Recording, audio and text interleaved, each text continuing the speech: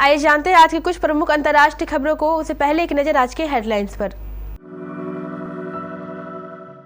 उद्धव ठाकरे को फिलहाल राहत नहीं, शिंदे गुट के पास ही रहेंगे शिवसेना और धनुष-वान। योगी सरकार ने पेश किया यूपी का सबसे बड़ा बजट। मुझे जल्दी नहीं, मुख्यमंत्री बनने के सवाल पर तेजस्वी यादव का जवाब। मोदी या फिर शाह आ जाए, 2024 में बनेगी कांग्रेस नेतृत्व वाली सरकार, मल्लिकार्जुन खड़गे का दावा। अफगानिस्तान और तजाकिस्तान में 6.8 तीव्रता का शक्तिशाली भूकंप, चीन से सटे कई इलाकों में भारी असर। तालिबान ने रोके पाकिस्तान के हजारों ट्रक, बॉर्डर क्रॉसिंग की बंद। अगले 4 दिन तक गर्मी से मिलेगी राहत, बद्रीनाथ में हुई बर्फबारी। सोने चांदी खरीदने का सुनहरा मौका, जाने 24 से 24 कैरेट का भाव। इमरजेंसी और गणपत की रिलीज डेट क्लैश से डरी कंगना रनौत। भारत के खिलाफ वनडे सीरीज के लिए ऑस्ट्रेलिया टीम का ऐलान, इन खिलाड़ियों की हुई वापसी। सुप्रीम कोर्ट से उदय गुट को अभी के लिए राहत नहीं मिली है। चुनाव आयोग के फैसले को कोर्ट ने बरकरार रखा है, यानी कि शिवसेना और धनुष-बाण दोनों ही शिंदे गुट के पास ही रहने वाले हैं। ये भी कहा गया है कि चुनाव आयोग द्वारा उदय गुट को जो टॉर्च और मशाल वाला चिन्ह दिया गया था, वही आगे भी जारी रह सकता है। इसके अलावा कोर्ट ने दोनों उद्धव और शिंदे गुट को नोटिस भी जारी किया है। बता दें कि कुछ दिन पहले ही चुनाव आयोग ने उद्धव गुट को बड़ा झटका दिया था। आयोग ने शिंदे गुट को ही असल शिवसेना माना था और धनुष-वान वाला चिन्ह भी उन्हीं के पास गया था। उस फैसले के उद्धव गुट ने सुप्रीम कोर्ट में चुनौती दी थी, लेकिन अब वहां से भी अभी के लिए कोई राहत नहीं मिली है।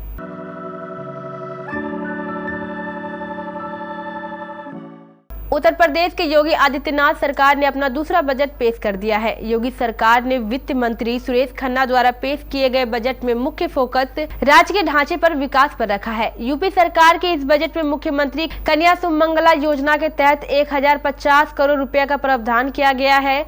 इसके अलावा निरक्षित विधवाओं के लिए 4032 करोड़ रुपए, लड़कियों की सामूहिक विवाह के लिए 600 करोड़ रुपए का प्रावधान किया गया है। वित्त मंत्री सुरेश खन्ना के बजट में पिछले वर्ग में गरीब परिवार की बेटियों की शादी के लिए 150 करोड़ रुपए का प्रस्ताव किया है। आरजेडी नेता तेजस्वी यादव के बिहार के मुख्यमंत्री बनने को लेकर महागठबंधन में तानातानी जारी है। जहां आरजेडी नेता तेजस्वी यादव जल्द ही मुख्यमंत्री बनने की मांग कर रहे हैं, तो जदयू की राय इस मामले में अलग है। इसी बीच तेजस्वी यादव ने कहा है कि उन्हें कोई जल्दी नहीं है। महागठबंधन का लक्ष्य 2024 में बीजेपी को सत्ता से बाहर करने का है। तेजस्वी यादव ने कहा है कि महागठबंधन में कोई भी दिक्कत नहीं है। हमारा लक्ष्य 2024 में बीजेपी को केंद्र की सत्ता से बेदखल करने का है। अभी महागठबंधन सरकार नीतीश कुमार के नेतृत्व में चल रही है। मुझे सीएम बनने की कोई जल्दी नहीं है। कांग्रेस अध्यक्ष मल्लिकार्जुन खड़गे ने अगले साल होने वाले लोकसभा चुनाव में अपनी पार्टी की सरकार बनने का दावा किया है। नागालैंड में एक चुनावी रैली को संबोधित करते हुए खड़गे ने कहा है कि 2024 में कांग्रेस गठबंधन की सरकार बनेगी। कांग्रेस ही सरकार का नेतृत्व करेगी। खड़गे ने इस दौरान पीएम मोदी पर हमला बोला है। उन्होंने कहा है कि 2024 में देश की जनता पीएम मोदी को सबक सिखाएगी। कांग्रेस के नेतृत्व वाली सरकार बनेगी। उन्होंने कहा गठबंधन सरकार केंद्र में आएगी और कांग्रेस इनका नेतृत्व करेगी। उन्होंने कहा है कि अन्य दलों के साथ बातचीत चल रही है। उन्होंने यह भी कहा है कि लोकतंत्र और संविधान का पालन करेंगे। अफगानिस्तान और तजाकिस्तान में गुरुवार को भूकंप के तेज झटके महसूस किए गए। रिक्टर स्केल पर भूकंप की तीव्रता 6.8 थी। इतना ही नहीं, चीन की सीमा से सटे इलाकों में भी भूकंप का असर देखने को मिला है। यह झटके ऐसे वक्त पर आया है जब हाल ही में तुर्की और सीरिया में भूकंप ने भारी तबाही मचा रखी है। अफगानिस्तान में भूकंप गुरुवार सुबह 6:07 पर आया है। भूकंप का केंद्र फैजाबाद से 265 किलोमीटर दूर स्थित है। रिपोर्ट्स के मुताबिक तजाकिस्तान में सुबह 6.7 तीव्रता का भूकंप आया। चीन से लगी सीमा के पास भूकंप का असर देखने को मिला है।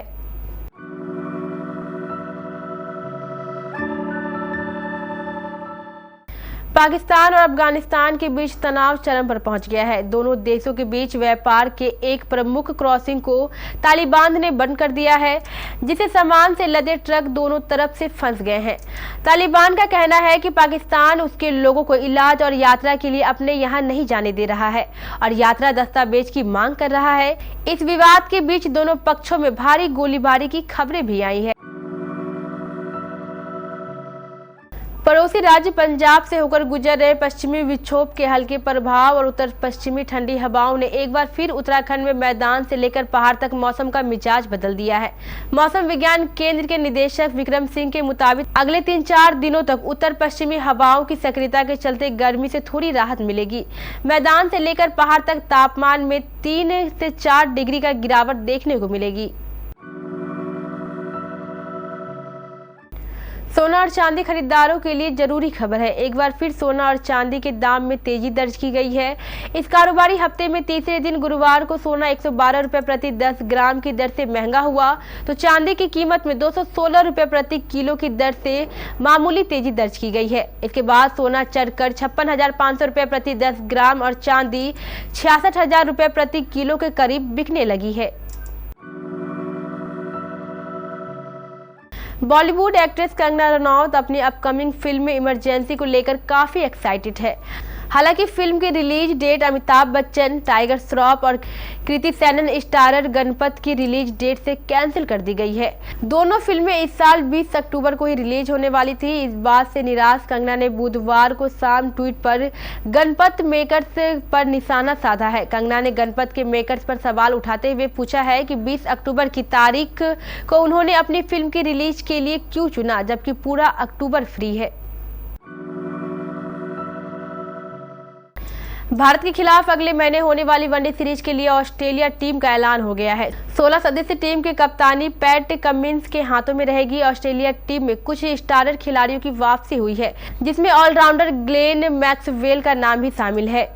वनडे सीरीज 17 मार्च से शुरू हो रही है। जोश हेजलवुड इंजरी के चलते टीम का पार्ट नहीं है।